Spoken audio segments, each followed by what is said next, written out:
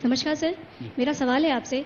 आपने होली मनाई, आपने दिवाली भी मनाई, पर आपसे जब पूछा गया कि क्या आप ईद भी मनाएंगे तो आपने मना कर दिया। क्या हम ये मान लें कि आप हिंदुओं के नेता हैं? देखिए, मैं मुख्यमंत्री तो पूरे प्रदेश का हूं, 22 करोड़ जनता का मुख्यमंत्री हूं, लेकिन मेरी व्यक्तिगत आस्था भी है। और व्यक्तिगत आस्था ये, मैं वो पाखंड नहीं कर सकता कि घर के अंदर हनुमान चालीसा का वाचन करूं और बाहर जाकर टोपी लगा करके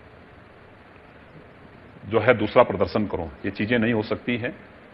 मेरी आस्था मेरे स्थान पर है, मैं उसका पालन कर रहा हूं और मुझे हिंदू होने पर गर्व की अनुभूति भी होती है कि दुनिया की सबसे प्राचीन समृद्ध परंपरा में जन्म लेने का सौभाग्य मुझे प्राप्त हुआ है और उसमें भी एक सन्यासी के रूप में, एक योगी के रूप में देश के सबसे प्राचीन पंथ और संप्रदाय में दीक्षा लेने का सौभाग्य भी मुझे प्राप्त हुआ है।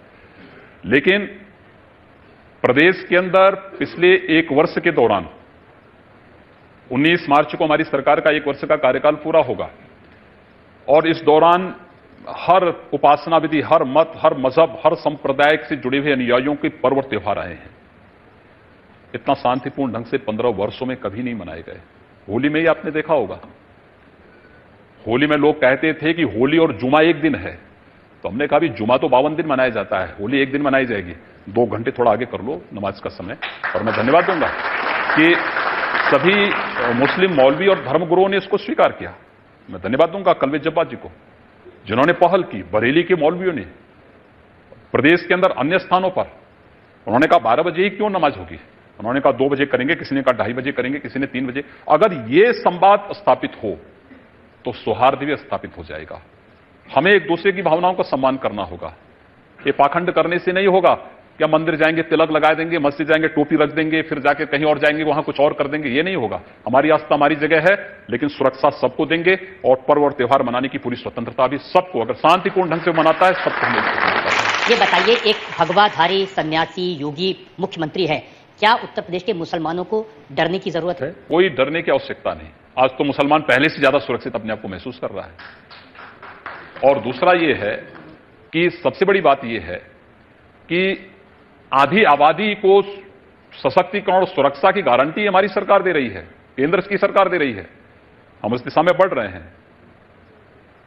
ट्रिपल तलाक पर जो प्रदेश सरकार ने भी और केंद्र सरकार ने जो निर्णय लिए हैं, मुझे लगता है एक बहुत बड़ा, देश के अंदर आजादी के बाद के क्रांतिकारी निर्णयों में से इसको कहा जा सकता है। लोग डरते थे वोट बैंक प्रभावित न हो जाए। ये वोट बैंक का भय जब तक रहेगा तब तक कोई कुछ नहीं कर पाएगा।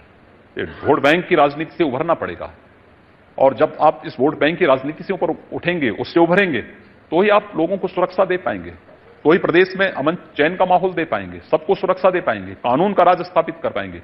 और कानून का राज प्रदेश के विकास के लिए, प्रदेश की समृद्धि के लिए, प्रदेश के अंदर हर नागरिक को नौकरी और रोजगार की दृष्टि से आवश्यक है। अच्छी बात कही आपने।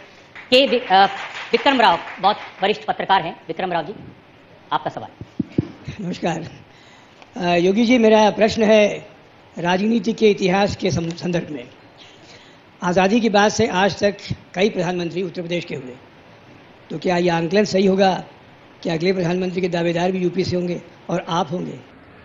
देखिए, हमें सौभाग्य होना चाहिए कि उत्तर प्रदेश इस देश के अंदर आज के दिन पर प्रधानमंत्री भी दे रहा है और राष्ट्रपति भी दे रहा है, गृह मंत्री भी दे रहा है और हम लोग 23 मार्च के बाद वित्त मंत्री भी उत्तर प्रदेश से देने जा रहे हैं। तो जब सारे लोग उत्तर प्रदेश से हैं, तब तो उत्तर प्रदेश की जनता को भरोसा होना चाहिए कि अब तो विकास होकर ही रहेगा। उत्तर प्रदेश की जनता को पूरा भरोसा है। उत्तर प्रदेश की जनता के भरोसा में कहीं कोई इफ वट नहीं है। हां, जिन लोगों ने प्रदेश के विकास को बाधित किया था, उन लोगों को आशंकाएं होंगी, क्योंकि उनके स्वयं के विकास के रास्ते बंद हो गए।